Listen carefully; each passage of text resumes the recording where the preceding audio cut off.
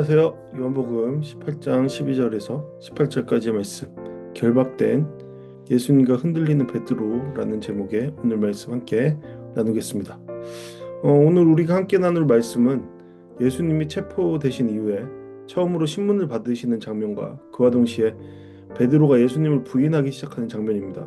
이 장면은 물론 예수님께서 분명히 베드로의 강한 믿음을 나타낼 때 분명히 이러한 사건을 예고해 주신 것이었죠. 이 본문은 단순한 사건의 기록이 아니라 두 가지 장면이 교차되면서 중요한 메시지를 전달하고 있습니다. 첫 번째는 결박당하신 예수님, 두 번째는 이와 달리 흔들리는 베드로.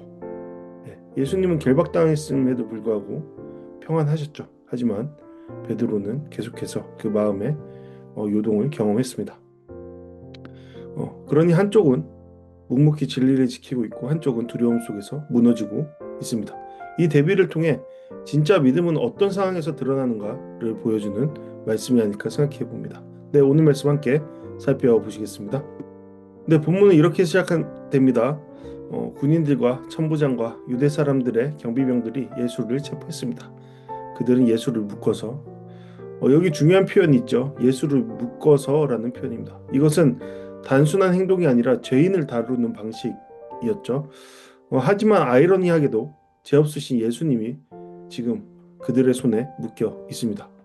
그래서 사실상 유죄는 그들이고 무죄는 예수님이다라는 것을 보여주는 장면이죠. 예수님은 먼저 안나스에게 끌려갑니다. 여기서 중요한 배경이 있습니다. 당시 공식 대제사장은 가야바였지만 실제 권력은 안나스가 쥐고 있었습니다. 왜냐하면 안나스는 전직 대제사장이었고 아들들과 사이까지 모두 권력을 이어받은 종교 권력의 중심 인물이었기 때문입니다. 비록 로마 제국에 의해서 안나스가 실권에서는 물러난 듯 보였지만 실제로 이스라엘 유대인들의 입장에서는 안나스가 실질적인 대제사장의 역할, 권력을 쥐고 있었다라고 우리는 생각해야 합니다. 그래서 예수님 공식 재판 전에 비공식 신문을 그의 집의 뜰에서 받게 되시죠. 이 장면에서 우리는 보게 되죠. 이 재판은 공정한 재판이 아니라 이미 결론이 정해진 권력의 움직임을 통해서 나타난 것이다. 그리고 권력의 끝판왕, 당시로서 유대인들의 권력의 끝자리에 있는 안나스 그리고 예수님이 함께 그 자리에 서게 되신다라는 것을 우리는 보게 됩니다. 14절은 이렇게 말합니다. 가야바는 한 사람이 백성을 위해 죽는 것이 유익하다라고 말했던 사람이다. 네, 당시의 대제사장 가야바를 뜻하는 것이죠. 네, 본문이 왜 이렇게 굳이 여기에서 이러한 말을 했을까요? 이것은 단순한 정보를 알려주는 게 아니죠. 이미 유대 지도자들은 예수님의 죽음을 정당화하려는 논리를 만들어 놓은 상태였다라는 겁니다. 즉 예수님의 재판은 어떠한 사실관계 아니면 진실을 찾기 위한 과정이 아니었고 그저 한 사람을 죽이기 위한 과정이었다라는 것입니다. 이제 장면이 바뀝니다.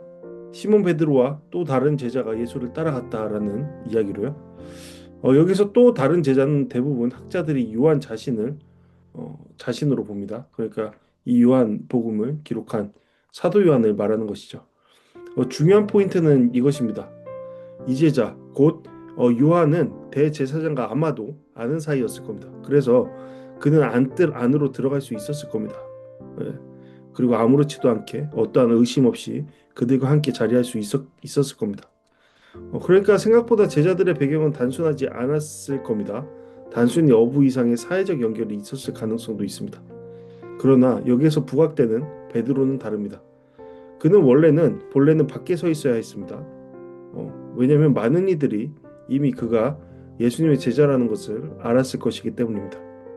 하지만 베드로는 다른 제자의 도움으로 겨우 안으로 들어가게 되었습니다. 이미 이 장면에서 베드로의 위치는 매우 불안정하죠. 하지만 그는 앞에서 그가 나타냈던 그러한 팔 휘두름 그리고 자신의 믿음에 대한 주장함이 틀리지 않았다라는 것을 증명하려는 듯 그 자리로 나아갑니다. 그럴 때 여종이 묻죠. 그곳 대제사장의 여종이 묻습니다. 당신도 이 사람의 제자지요? 이 질문은 강한 공격성 발언, 질문이 아니라 조심스럽게 떠보는 질문입니다. 그러니까 굉장히 조심스럽게 묻는 것이죠. 그런데 베드로의 대답은 너무나도 단순하게 나타나죠. 나는 아니요. 굉장히 짧고 단호한 부정입니다. 여기서 중요한 것은 위협적인 상황도 아니었고 단지 한 여종의 질문이었다라는 겁니다. 그럼에도 불구하고 베드로는 그 질문 앞에 무너진 것이죠. 예, 베드로는 호기롭게 그 자리로 문 밖에서 안으로 들어갔지만 그럼에도 불구하고 그 내면 안에는 분명한 두려움, 염려가 있었던 겁니다. 혹시나 나도 저기 예수님처럼 묶여 들어가면 어떡할까? 그러한 불안함이 그에게 있었던 겁니다. 여기서 한 주석가 이렇게 말합니다. 죽음을 각오했던 베드로가 여중의 연약한 목소리 앞에 무너졌다. 네, 베드로의 마음은 진심이었을 겁니다. 베드로는 진정 죽음을 각오하는 신앙 고백을 했었죠. 그리고 그가 진정 예수님을 어떻게든 돕기 위해서 앞장섰고요. 하지만 그것이 그의 한계였습니다. 그는 비록 그러한 모습을 취했지만 그럼에도 불구하고 작은 목소리 앞에 무너지는 신앙의 모습을 보였습니다. 여기서 18절 마지막 장면이 매우 상징적이죠. 베드로도 불을 쬐며 그들과 함께 서 있었다. 여기에 두 가지 중요한 점이 있습니다. 하나는 불이라는 겁니다. 추위 속의 선택이죠. 그날 밤은 매우 추운 밤이었습니다. 사람들은 숯불을 피우고 있었습니다. 네, 베드로도 그들과 함께 따뜻함을 선택합니다. 그것은 무엇을 의미합니까? 예수님과의 거리를 의미하는 것이죠. 육체적인 연약함, 그리고 그것이 이어져서 내면의 연약함, 마음의 연약함, 영의 연약함으로 나타나 이어졌다라는 것입니다. 두 번째로는 함께 서 있었다라는 그런 표현이죠. 굉장히 결정적인 표현입니다. 베드로는 지금 누구와 함께 서 있습니까? 이전에 그가 예수님과 함께 서 있었던 자였다면 이제는 예수님의 제자들과가 아니라 예수님을 잡은 사람들과 함께 서 있는 자리에 있습니다. 네. 심지어 베드로는 앞서서 칼까지 휘두른 상태였는데 이제 그들의 칼을 휘두른 대상들과 함께 지금 그 따뜻함을 느끼면서 서 있는 것입니다. 이것은 분명 요한복음이 의도적으로 보여주는 장면이다라고 생각됩니다. 예수님을 따르던 사람이 어느 순간 예수님의 반대편에 서게 됩니다. 이것은 인간의 의지력의 연약함을 보여주는 것이죠. 네, 우리의 신앙은 우리의 의지로 형성되는 것이 아닙니다. 오직 주님의 능력, 주님의 은혜로 말미암은 것이죠. 네, 그래서 우리는 어느 누구도 자랑할 수 없습니다. 왜냐하면 우리 힘으로 되는 것이 하나도 없기 때문입니다. 우리는 그저 주님을 의지하고 바라보고 주님께 삶을 의탁할 때 우리의 신앙은 주님의 능력 아래, 주님의 은혜 아래 세워져 가는 것이죠. 예, 오늘 말씀은 바로 그것을 보여주고 있지 않나 생각해 봅니다.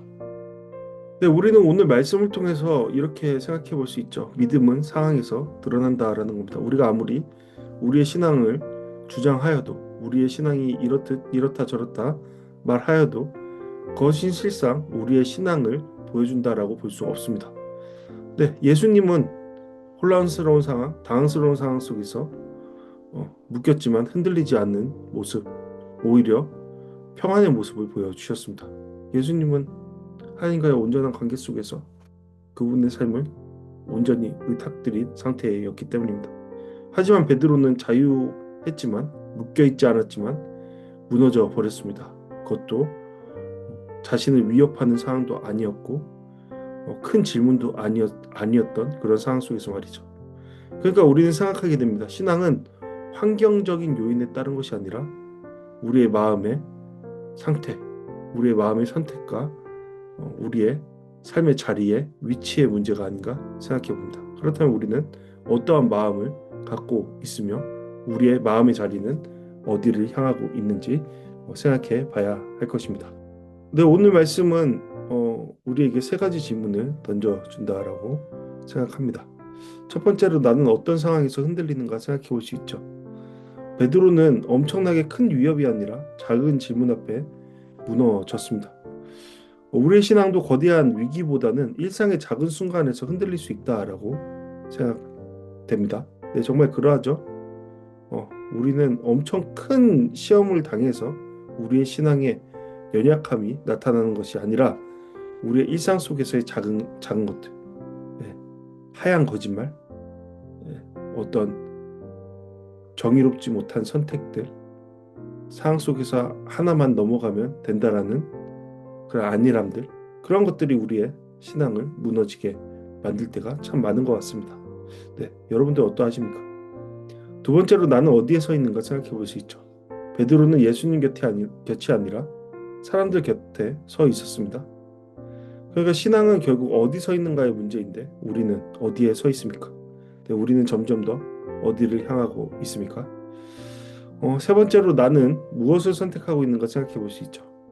베드로는 따뜻함을 선택했고 그가 생각하기에 안전한 것을 선택했습니다. 그 결과 그는 예수님을 부인하는 선택을 하게 됩니다.